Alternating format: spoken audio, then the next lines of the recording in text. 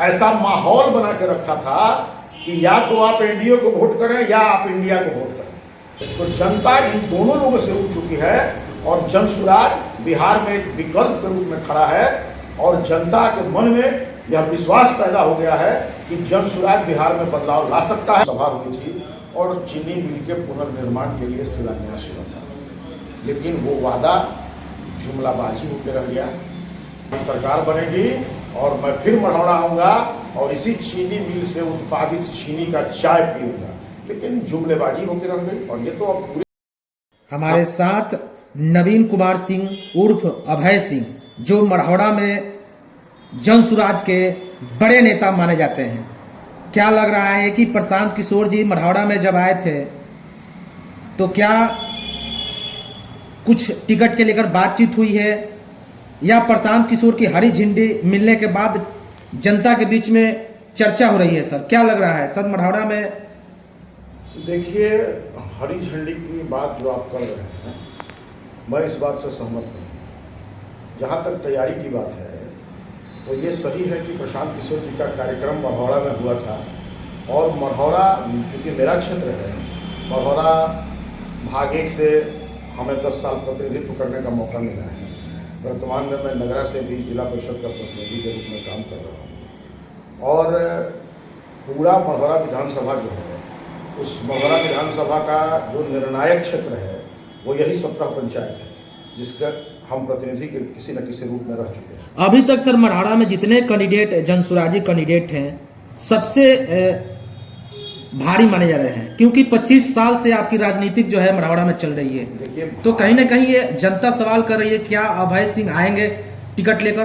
देखिए, जो तैयारी आप तारीख की तैयारी के बारे में जो आप कह रहे हैं, 8 मार्च को चूँकि प्रशांत जी का कार्यक्रम था मढ़ौरा में और मढ़ौरा चूँकि मेरा क्षेत्र है, इस नाते हम थोड़ा बढ़ चढ़ कर उसमें भाग लिए थे और मेरा प्रयास था कि ज़्यादा से ज़्यादा लोग उस सभा में उपस्थित हों और प्रशांत जी को सुने और प्रशांत जी के विचारधारा से प्रभावित हों, तभी हमें हमारे जनसुराज को मजबूती मिलेगी। और जहाँ तक उम्मीदवार का प्रश्न है, तो जनसुराज तो जो प्रक्रिया चलाई है उस प्रक्रिया में तो अनेकों लोग जनसुराज से उम्मीदवार हो सकते हैं। सब लोगों ने, कई एक लोगों ने अपना अपना आवेदन दिया है, कई लोग अपने आप को क्षेत्र में यह घोषित करके घूम रहे हैं कि हम ही उम्मीदवार होंगे, लेकिन मेरे जुबान से आप ये कभी नहीं सुने होंगे कि हम ही उम्मीदवार हैं। हाँ, उस उम्मीदवार के श्रेणी में हम हैं। जनसुराज अपना जो उसका सर्वे का तरीका है, उस सर्वे के हिसाब से अगर सर्वे करा के संतुष्ट होगा और हमारे नाम पर मुहर लगाएगा तो निश्चित रूप से हम मजबूती के साथ जनसुराज के कैंडिडेट के रूप में मढ़ौरा विधानसभा के प्रत्याशी होंगे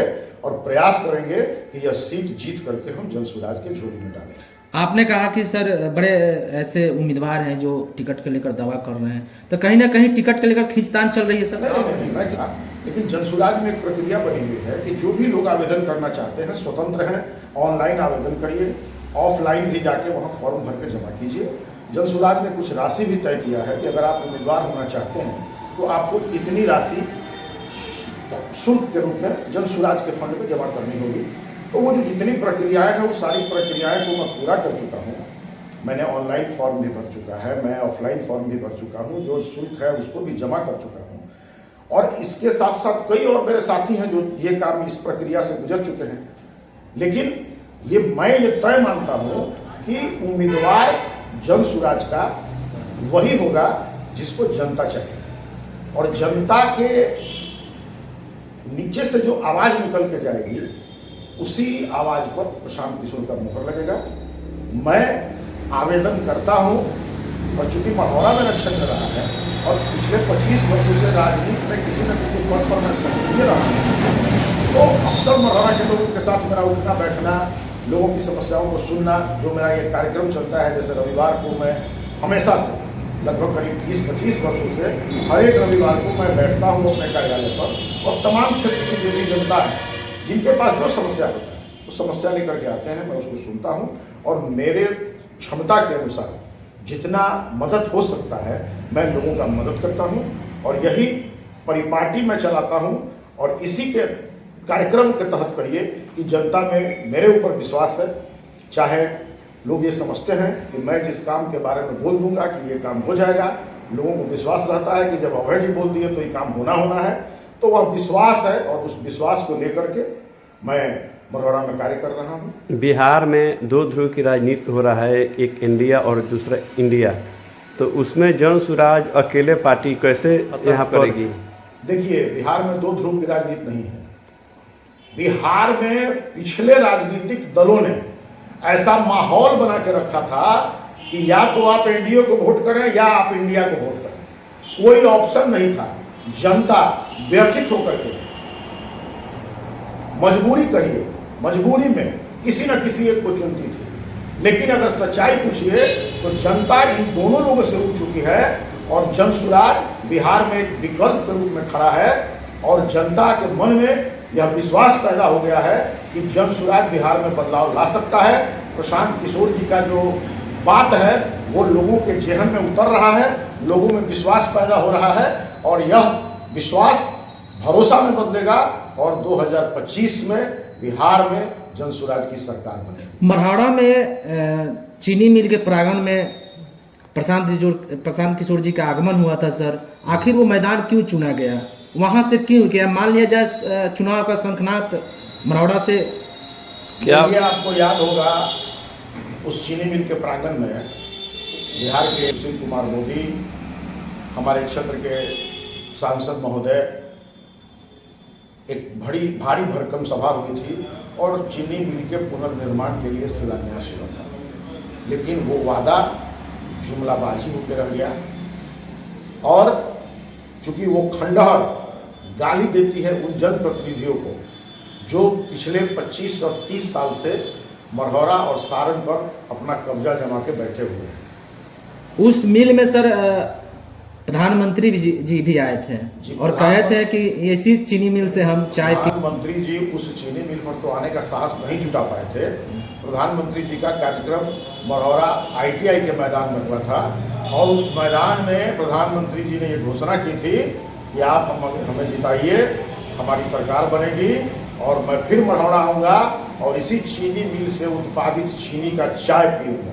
लेकिन जुमलेबाजी होकर रह गई और ये तो अब पूरे देश की जनता जान चुकी है कि प्रधानमंत्री जी का जो सभा होता है चुनावी वर्ष में, वो सभा में केवल जुमलेबाजी पर ही काम होता है और वो बात कहने और सुनने तक ही रह जाती है, कार्य रूप नहीं दिया जाता। प्रधानमंत्री नरेंद्र मोदी जी इस सभा भी किए थे 2015 के लोकसभा चुनाव में यहाँ का स्थानीय विधायक जितेंद्र राय को हराने के लिए और भाजपा को जिताने के लिए, लेकिन यहाँ पर नहीं जिता पाए। लेकिन आप यहाँ पर जितेंद्र राय के किला को कैसे ध्वस्त कीजिएगा? ध्वस्त देखने की बात नहीं है, हम तो आपको पहले ही चर्चा कर चुके थे कि जनता नाराज है लेकिन जनता के पास कोई ऑप्शन नहीं था।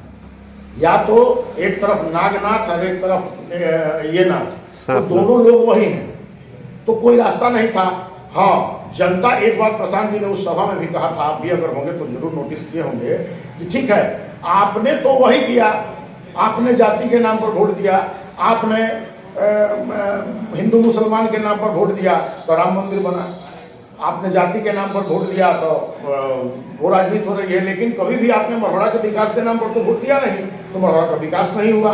अगर आप नोटा दबा देते तो लोगों को एहसास होता कि जनता आपसे नाराज है। लेकिन जनता को यह समझाने की जरूरत थी, प्रशांत जी ने यह बात समझाया और जनता चाह रही है कि परिवर्तन हो, क्योंकि अब जनता उग चुकी है और पूरे बिहार में एक नया माहौल बन गया है, एक तीसरा रास्ता बन गया है और उस तीसरे रास्ते पर चलने के लिए जनता व्याकुल है। मढ़ौरा की जनता अगर और प्रशांत किशोर जी अगर आप पर विश्वास करते हैं, अगर आप चुनाव जीतते हैं, मढ़ौरा की जनता आप पर विश्वास करती हो, तो क्या यहाँ से जीतकर विधानसभा में मढ़ौरा मिल पर आप कुछ? देखिए, वहाँ तक प्रश्न है, मढ़ौरा चीनी मिल एक विधानसभा क्षेत्र के पॉलिसी से और निर्णय से चलने वाला नहीं है। उसके लिए पूरे बिहार में नई पॉलिसी लानी होगी। हाँ, इतना मैं जरूर कहूँगा कि जो मढ़ौरा अंग्रेजों के समय से औद्योगिक हृदय था सारण का और जिसको आज के दिन में तहस नहस कर दिया गया, भूमाफियाओं ने चीनी मिल, मॉर्टन मिल, सारण डिस्टिलरी की जमीनों पर अपना अवैध रूप से, नाजायज रूप से कहिए, कब्जा जमा के बैठे हुए हैं और तहस नहस करने का काम किए। हमारे युवा बेरोजगार पड़े हुए हैं, उन्हें कोई रोजगार नहीं मिल रहा है, पलायन हो रहा है। तो हमारा पलायन रुके, हमारे युवाओं को रोजगार मिले, इस दिशा में हम काम करेंगे और आवश्यकता होगा तो फिर मढ़ौरा में आधुनिक रूप से मढ़ौरा का पुनर्निर्माण करने का हम लोग प्रयास करेंगे कि यहाँ IT सेक्टर का काम हो, यहाँ कुछ नए उद्योग लगें, किसी न किसी तरह से मढ़ौरा को फिर आज का जो माहौल है, इस माहौल में मढ़ौरा को इस रूप में लाया जाए ताकि यहाँ लोगों को रोजगार मिले, आस पड़ोस के लोग यहाँ से आकर के रोजगार हासिल कर सकें और उनके परिवार में खुशहाली लौटे, किसानों को उनका जो फसल है उसका उचित मूल्य मिले। उस तरह का हम लोग डेवलप करना चाहेंगे और हमारे प्राथमिकता में होगा। अंत में मढ़ौरा के लोगों को क्या संदेश देना चाहेंगे? देखिए, हम मढ़ौरा के लोगों को यही संदेश देना चाहेंगे कि अब जाति और धर्म से ऊपर उठिए और बदलाव के नाम पर, विकास के नाम पर और सही लोगों के चुनाव के लिए एकजुट होकर के मतदान कीजिए। अगर आप इस रास्ते पर चलेंगे और आप भरोसा और विश्वास करेंगे तो निश्चित रूप से इस बदहाल बिहार को बेहतर बिहार बनाने में हम लोग कामयाब होंगे। इन्हीं शब्दों के साथ मैं सभी लोगों को नमन करते हुए और अपने वक्तव्य को समाप्त करना चाहता हूँ। बहुत बहुत धन्यवाद।